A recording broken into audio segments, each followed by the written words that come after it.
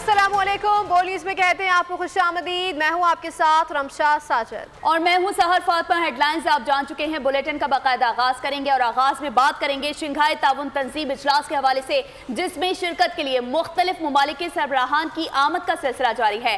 वज़ीर आज़म शहबाज शरीफ का सरबराहान हुकूमत के एजाज में शाया गैर मुल्की वफूद के सरबराहान का इस्तकबाल किया गया। पाकिस्तान के लिए बड़ा एजाज। इस्लामाबाद में शंघाई ताउन तंजीम के सरबराही इजलास का आगाज, मुख्तलिफ ममालिक के सरबराहान की आमद, वज़ीर आज़म शहबाज शरीफ का सरबराहान हुकूमत के एजाज में शाया। शिरकत के लिए आने वाले तमाम सरबराहान मुमलिकत और दीगर मेहमानों का पुरतपाक इस्तकबाल किया, फर्दन मुसाफा किया। भारतीय वज़ीर ख़ारजा जयशंकर ने भी वज़ीर आज़म शहबाज शरीफ से हाथ मिलाया। चीनी वज़ीर आज़म वफ़द के हमरा पाकिस्तान में मौजूद हैं। रूसी फेडरेशन के डिप्टी वज़ीर आज़म भी पाकिस्तान पहुँच गए। काज़ाकिस्तान, ताजिकिस्तान, बेलारूस और किर्गिज़स्तान के वज़ीर आज़म भी तशरीफ ला चुके हैं। सुबह तमाम गैर मुल्की सरबराहान और वफूद जिन्ना कन्वेंशन सेंटर पहुँचेंगे। वज़ीर आज़म शहबाज शरीफ मेहमानों का खैर मकदम करेंगे। ग्रुप फोटोज के बाद इजलास की कार्रवाई शुरू होगी। वज़ीर आज़म शहबाज शरीफ इफ्तिताही खिताब करेंगे। सदर मुमलिकत से चीन के वज़ीर आज़म ली चियांग की मुलाकात। दोनों रहनुमाओं ने चीन और पाकिस्तान के दरमियान स्ट्रेटेजिक ताउन को मजीद फरोग देने पर इत्तफाक किया। सीपैक मंसूबों पर अमल दरामद तेज करने पर जोर दिया गया।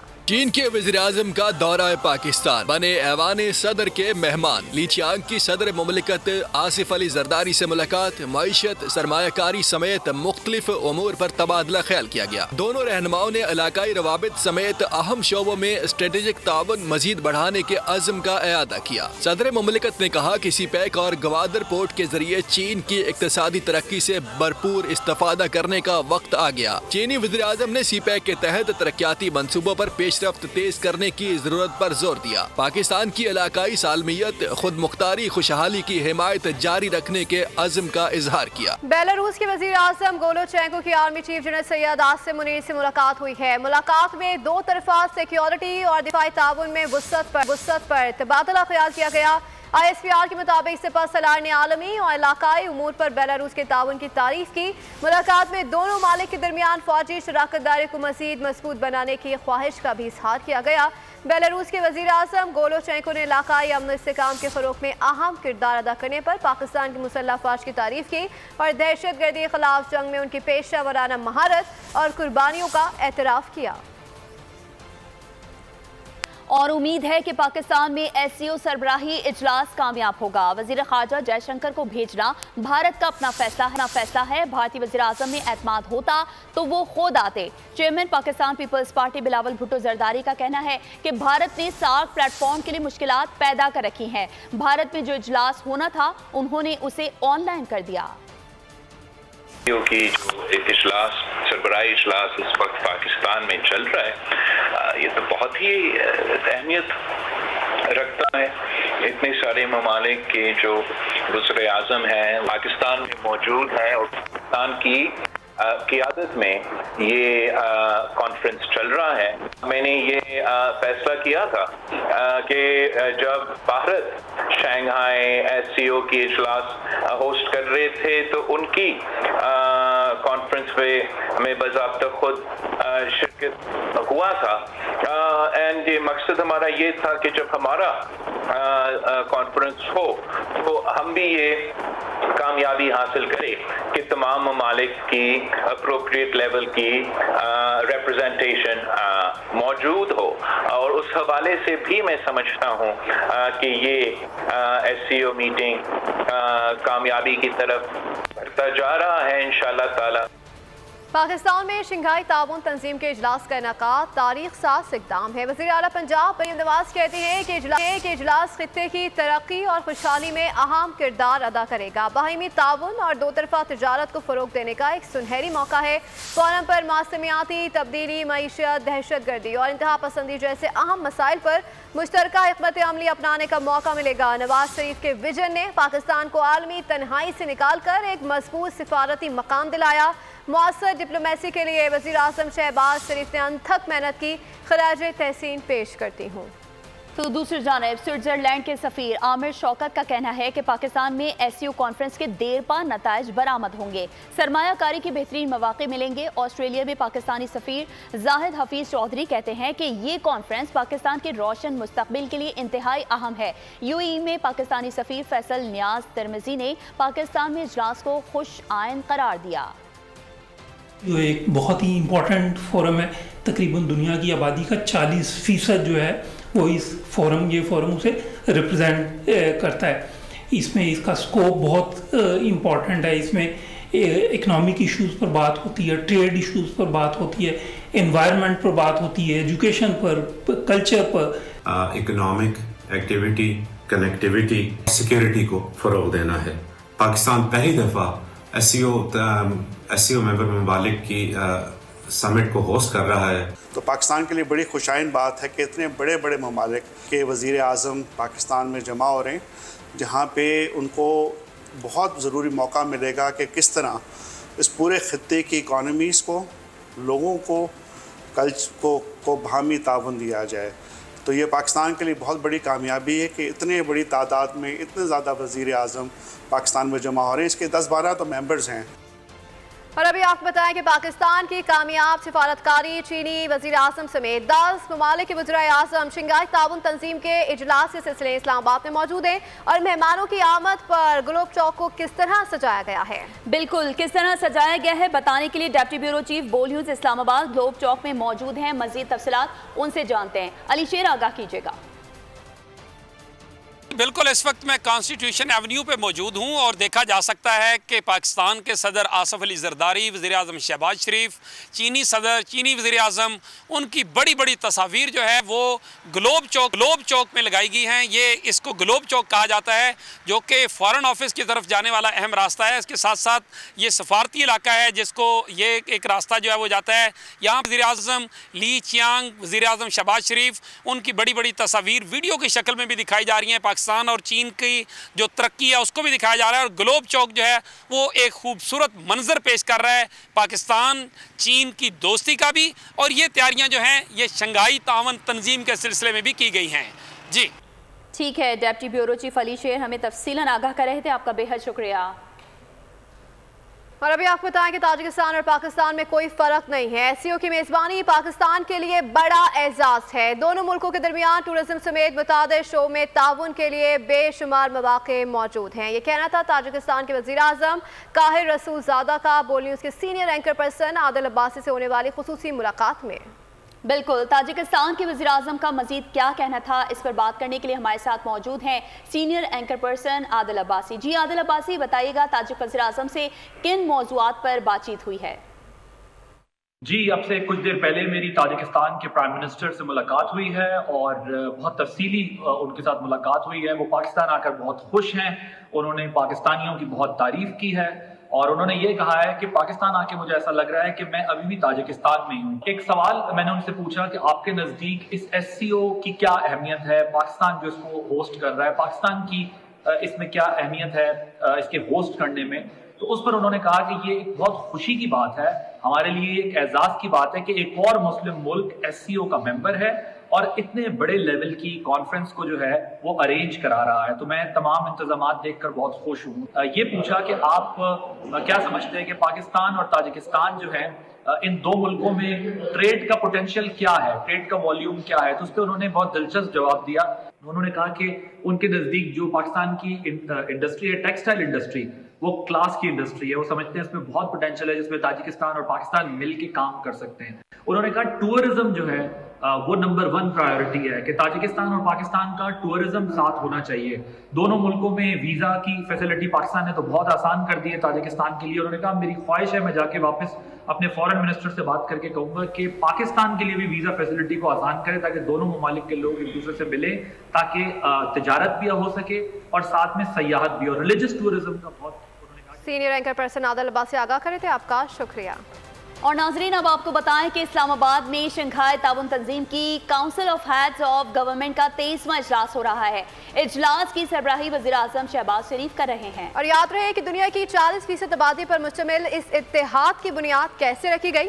जानते हैं इस रिपोर्ट में। शंघाई ताउन कौंसिल दुनिया के बाअसर तरीन सियासी इत्तेहादों में शामिल, दुनिया की 40% आबादी और 3 बड़ी आलमी मईशतों का हामिल। पाकिस्तान जुलाई 2017 में बाज़ाब्ता तौर पर SCO का रुकन बना। शंघाई ताउन तंजीम की बुनियाद 2001 में चीन और रूस ने रखी। गुज़िश्ता बरस ईरान को भी तंजीम की बाकायदा रुकनियत दे दी गई। इस इत्तेहाद के अरकान में अब ताजिकिस्तान, उज़्बेकिस्तान, पाकिस्तान, इंडिया और ईरान भी शामिल हैं। इस तंजीम का आगाज एक यूरेशियाई सिक्योरिटी तंजीम के तौर पर हुआ। SCO का मकसद रूस, चीन और वस्ती एशियाई ममालिक के दरमियान सिक्योरिटी और इस्तेहकाम को फरोग देना था। ताहम अब ये इत्तेहाद माशी और सियासी मैदान में भी ताउन को फरोग देने का अज़्म रखता है। अब SCO की तवज्जो दहशतगर्दी, इंतहा पसंदी, मंशियात की स्मगलिंग और बुनियाद परस्ती जैसे मुश्तरका मसाइल पर है। SCO की तारीख में पहली बार इसका इजलास पाकिस्तान में हो रहा है। इजलास में तंजीम के बुनियादी एजेंडे को आगे बढ़ाया जाएगा। पाकिस्तान मेजबान, कई ममालिक के मेहमान, खास मौके पर बोले खुसूसी ट्रांसमिशन का इनाकाद किया।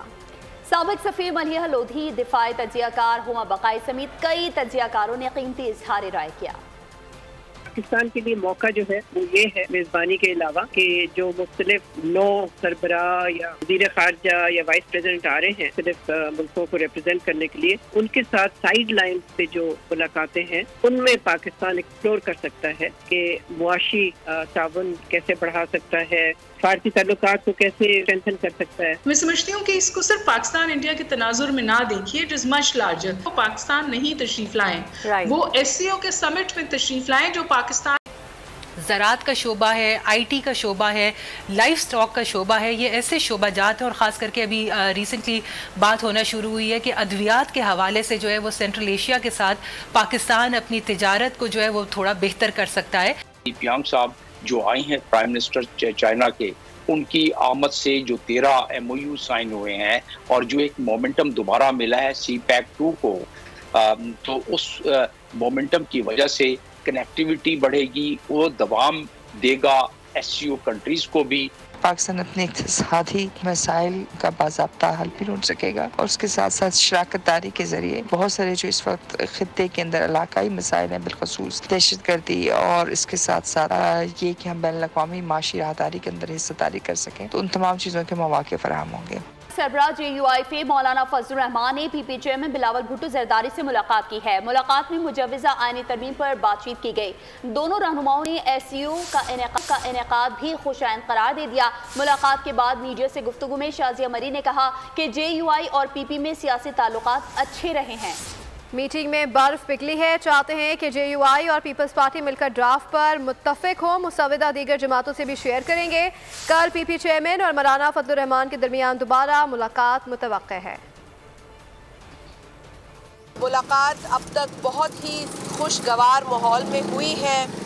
दोनों जानिब से बहुत मुस्बित बातें हुई हैं। जो JUI के साथ पीपल्स पार्टी के पुराने मरासिम हैं उनका जिक्र किया।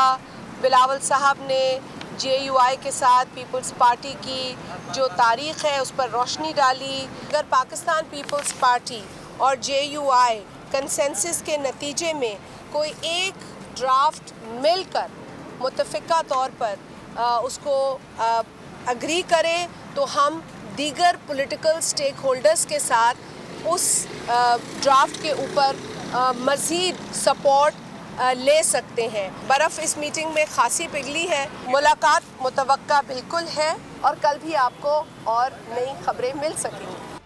मुजव्वज़ा आईनी तरमीम के खिलाफ मुल्क भर के वकला मुत्तहिद हो गए। कराची बार के कन्वेंशन में वकला ने आईनी तरमीम लाने पर मुल्क गिर तहरीक चलाने की धमकी दे डाली। साबिक सदर सुप्रीम कोर्ट बार ने कहा कि अदलिया के निज़ाम में इस्लाहात की ज़रूरत है। मुनीर मलिक ने कहा कि मुसव्विदा पेश करने से कबल वकला तंजीमों के साथ मुशावरत की जाए। आइन के बुनियादी ढांचे के साथ छेड़छाड़ की तो खामोश नहीं रहेंगे। वकला मुल्क की सबसे बड़ी ताकत हैं।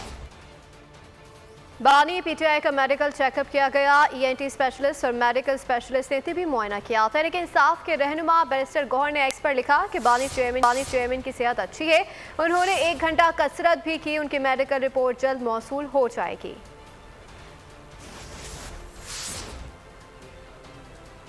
आगे बढ़ते हुए आपको बताएं कि इंतकाल कर जाने वाले अफराद के नाम पर जारी सिम्स आज बंद कर दी जाएंगी। ये सिम्स के गैर कानूनी इस्तेमाल को रोकने के लिए पीटीए ऑपरेशन का तीसरा मरहला शुरू कर दिया।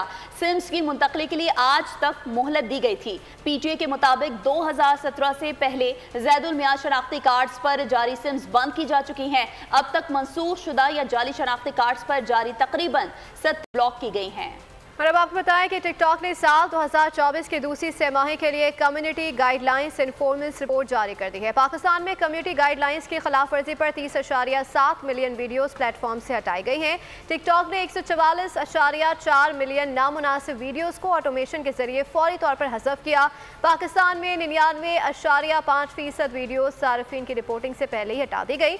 97% वीडियोस को 24 घंटों के अंदर प्लेटफॉर्म से हटाया गया। रिपोर्ट के मुताबिक आलमी सतह पर टिकटॉक ने दूसरी तिमाही में 178.8 मिलियन वीडियोस हज़फ की। टिकटॉक का फाल तशखीसी निज़ाम 98.2% वीडियोस को सार्फिन के सामने आने से पहले हटाने में कामयाब रहा।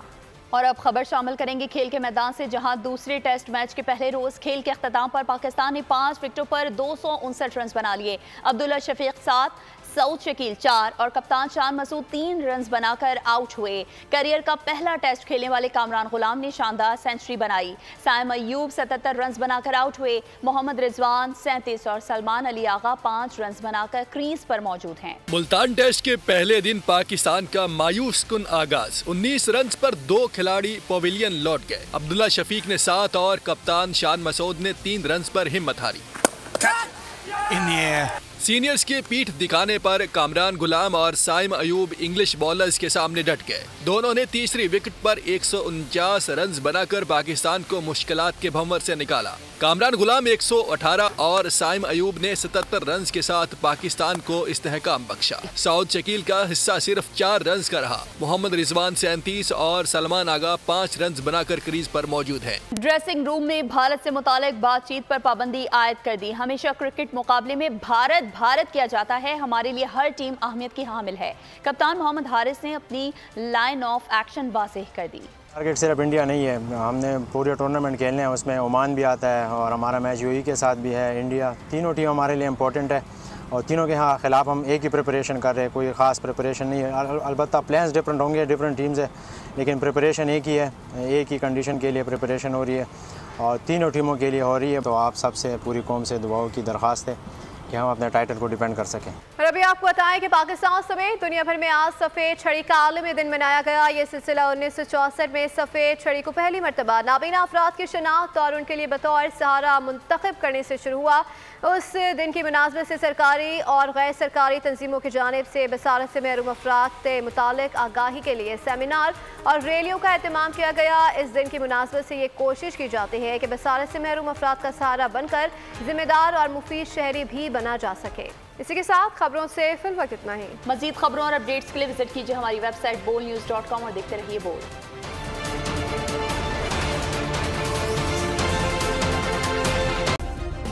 सब्सक्राइब करें और बेल दबाएं ताकि कोई खबर रह न जाए।